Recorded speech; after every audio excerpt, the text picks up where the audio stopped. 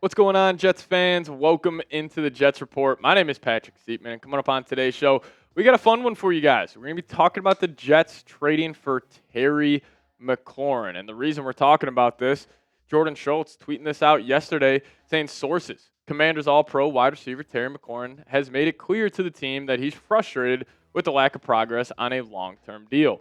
As I previously reported, McLaurin unexpectedly left voluntary workouts after initially attending, and it remains to be seen whether he'll report for mandatory minicamp. Now, Terry McLaurin, he's got 1 year left on his deal. He's expecting to get a big payday, and with the Commanders not really paying anybody else on their roster, I think they're going to end up paying him, which, makes this extremely unlikely. Like, my jaw will be on the floor if, not only the Jets trade for Scary Terry, but any team in the NFL is able to trade for him. But it is a fun conversation to have since he is an unreal talent, and especially in the NFL world, these contract negotiations can get ugly at times, and players can get their feelings hurt. And who knows? What if Terry wants to ask out? I think it is incredibly unlikely, but we'll talk about it here coming up. But what say you on this one? Would you trade for Terry McLaurin? Keep in mind, I'll probably take a second-round pick, and you're going to have to pay him to get it done. But you guys let me know. Give me a T for trade. Give me a P for pass if you would trade for Terry McLaurin. So there's no doubt that Terry McLaurin, in my opinion, is a top 10-ish receiver in the National Football League, and we will be joined by producer Dylan on the second half of today's show, talking about our top 10 wide receivers and also some hot takes around this Jets season. So stay tuned for that. But Scary Terry, definition of consistency over the last 4 seasons. Hasn't missed a game over the last 4 years, which is incredible stuff, and eclipsing over 1,000 yards. I think he could be the next version of like a Mike Evans, where it's like every single year for the past decade, this guy's had over 1,000 yards. But I mean, these stats almost look replicated over the last 4 seasons. Always around 77 to 82 catches, always around 1,000 to 1,200 yards. He's found the end zone a lot more this past season than he previously did, and he was also a little bit more of a deep threat this past year. But, his contract right now, he's got 1 year left for $25.5 million. So he obviously wants to get up to probably that $30 million range. Maybe he wants to be around that, A.J. Brown, maybe a little less than C.D. Lamb type of deal. And, he was one of my favorite players to watch in the league is Terry McLaurin. And, it's so funny. He was a third-round pick out of Ohio State. But he doesn't play like a third-round pick. Like, you see just that wiggle and just that ability to get open, which is so special. And he was a second-team All-Pro this past season for a reason. Him and Jaden Daniels have a great connection already after 1 season. He's a 2-time Pro Bowler as well in 2022 and 24. But what would a trade look like? I think it would be a second-round pick. I'm sure the Commanders would be asking for a first-round pick for Scary Terry, as he is still entering the prime of his career. I believe he's 29 years old, so still got 3 seasons left of playing high quality football. And I'm sure the Commanders, they have no interest in just letting him walk for a first round pick. They're going to try to take advantage of Jaden Daniels on this rookie deal and put him in the best position possible to succeed. And I will say, from the Jets side of things, I think Terry McLaurin's a top 10 wide receiver. But I am going to say no to this deal. I don't think the Jets are in a position where they should be looking to, get involved in the next blockbuster trade where they're going out and trading like the Steelers did for DK Metcalf this season. I just don't think the Jets are in a position to do just that. Now, listen, if Jets start off hot during the season, maybe they could, perform a blockbuster trade at the deadline. But as it stands right now, I think the Jets need to keep all the draft capital they have, and plus keep them flexible, because if you do trade for Terry, you're going to have to pay him a boatload of money. But I do want to dive into this here. So Dylan and I, we're going to chop it up a little two-cam style, talking about my top 10 wide receivers in the league. Dylan will give you his, and then we'll talk about our 5 hot takes for the Jets season. But I think there's an undisputed top 2, no doubt. It's Jefferson, it's Chase. They're both top 10 guys or have potential to be top 10 guys of all time. Then I go A.J. Brown, C.D. Lamb here, and then I'm a Puka guy. I love what he does in the run game. He's an incredible run blocker. I think he's one of the more underrated wide receivers in the National Football League. But Dylan, we'll get to your list here in a second. I didn't even remember. You actually want to pop up your top 5 here first, and we could talk about that, see any differences we have. So, Dylan, you got CeeDee Lamb jumping up to 3, and you got Nico Collins at 4. I'm a big Nico guy, but Dylan, if you want to dive into your list here a little bit. Yeah, I think the top two are undisputed. I mean, those are the top two in the entire league, and I don't Right. think many people would argue that. When you get to 3, 4, and 5, it could get a bit more of a debate in that instance. I Yeah. think CeeDee Lamb, as an overall wide receiver, is the most polished out of the other 5 on this list. And then if you follow it with the most consistent receiver in the past 4 or 5 years has been Nico Collins. Yeah.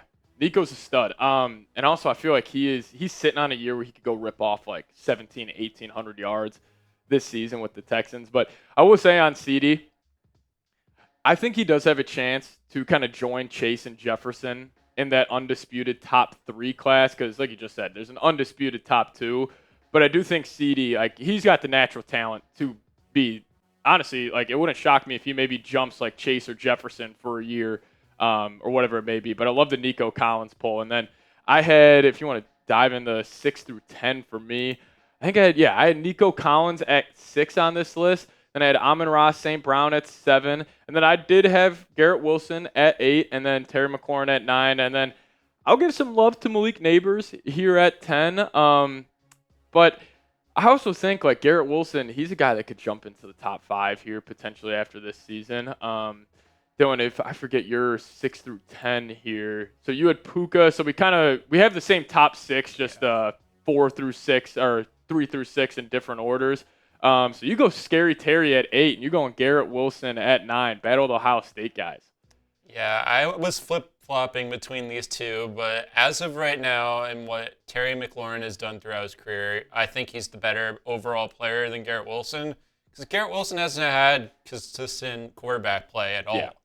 I mean, he's had Zach Wilson come in, he's had Aaron Rodgers come in, he's had a bunch of backups because of all the injuries. Like, now he's got his old college quarterback back there, and this could be a big year for him. 100%. And also Garrett, like last year, even though he was playing with Rodgers, like Devontae Adams was there for the second half of the year. You know, Devontae's Rodgers' number 1 guy. But I was debating it too, Dylan. Brian Thomas or Malik Neighbors at that 10 spot.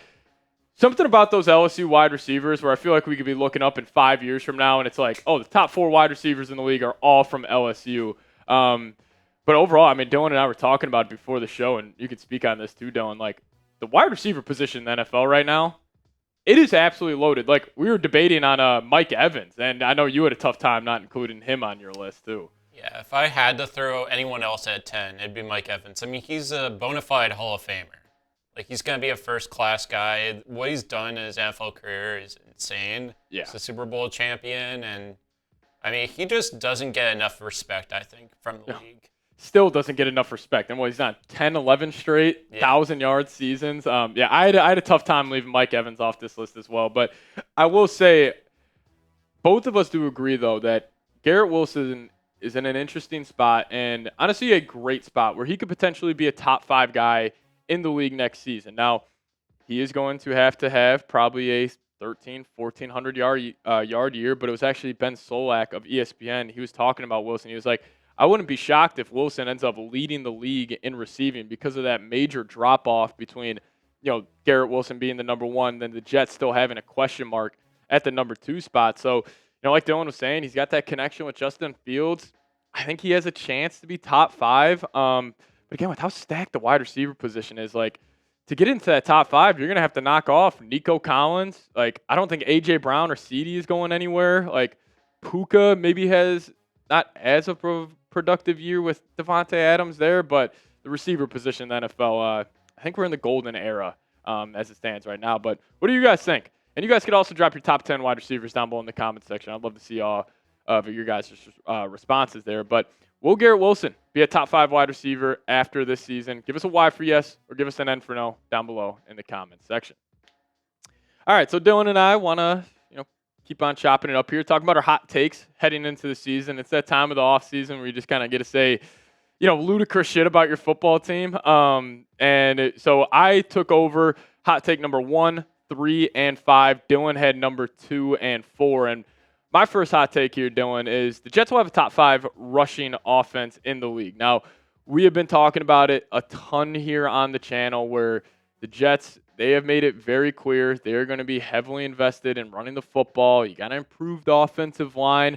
Now, obviously, these are hot takes, Dylan. Am I being a little, am I drinking too much green Kool-Aid here, saying they're going to go from 31st to top 5, or could you see that being a possibility? I could definitely see it happen. I mean, they finally have, after how many years, have addressed offensive line. Yeah. Back-to-back drafts, they gone tackle. Right. Your middle of the offensive line's now pretty solidified. And Joe Tippmann, and you have Josh Myers at center, so you have depth too. With all those elements, and now you bring in blocking players too, like a Josh Reynolds, like an Alan Lazard. This run game next season could be dangerous. It all just depends. Is Breece Hall the same player that everyone thinks he is? And we also think about the Justin Fields impact. Who were the two best rushing teams in the National Football League last season? Probably the Ravens and the Eagles. They both have dual threat quarterbacks. I think that matters. It just got to keep those, edges honest with your pulling out that read option. But I think my favorite one on this list, though, Dylan, was yours at number 2, if you want to break that down. I love this. This would be great for the Jets, by the way, if this ends up happening. Yeah, for sure. I think for Jermaine Johnson, he's coming back from an injury. Right. But this is a contract season. If you look at Garrett Wilson, Breece Hall, Sauce Gardner, all of them have to get paid. Yep. Jermaine Johnson's going to want to get his pay too, so I think he's going to have an incredible season. And he should be motivated because he could maybe feel like he's the odd man out when they are paying all those guys. Yeah. And then for Will McDonald, I mean, this is a guy last year that had 10 sacks. I think he's going to have another great season. He looked great in OTAs. The Jets' defensive line is going to be very scary for years to come. And I saw a bunch of clips on Twitter going around of Will McDonald. He beat Braxton Jones 3 times last year for sacks when they took on the Steelers. So hopefully that ends up happening again. That would be pretty cool. But number 3 for me, I'm going to go Aaron Glenn will be a finalist for Coach of the Year. I was this close to saying he's going to win Coach of the Year.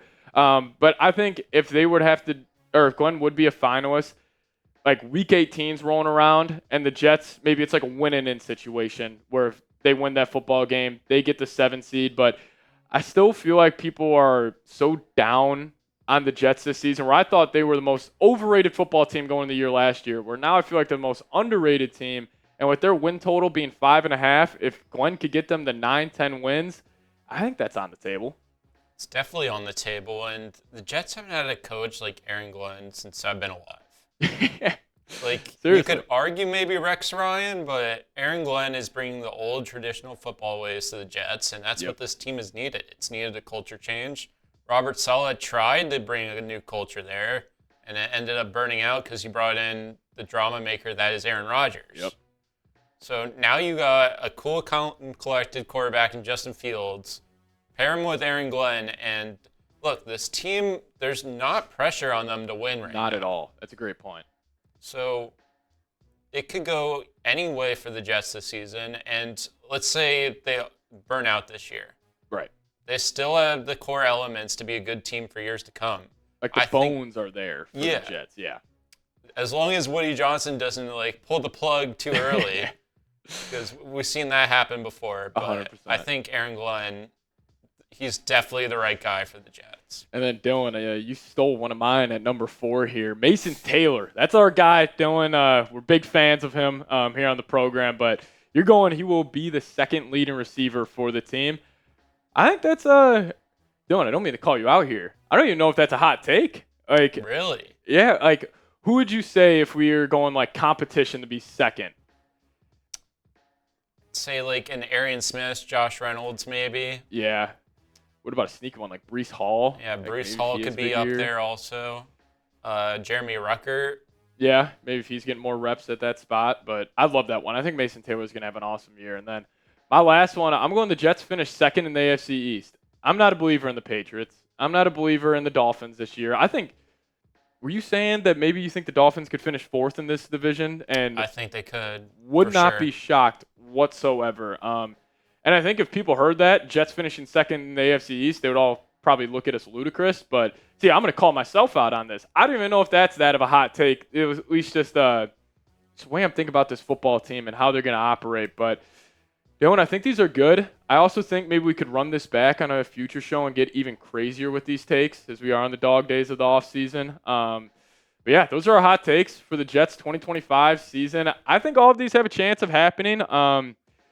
I think if I had to pick Honestly, if I had to pick two that would impact the Jets winning the most football games next season, it's got to be the first two. Where if, like you were saying, if Jermaine Johnson and Will McDonald, they combined for 20-plus sacks this season, and they both have over 10, that's going to be huge. Same with the Jets having a top 5 rushing offense, but that all goes back to Aaron Glenn Dillon. It's about running the football. It's about defense first. So, hey, we just gave you guys 5. You guys give us a hot take down below in the comment section. Can't steal any of ours, though. Come up with your own, but love to see what you guys got to say down below in the comments. We'll see you guys next time. As always, go Jets.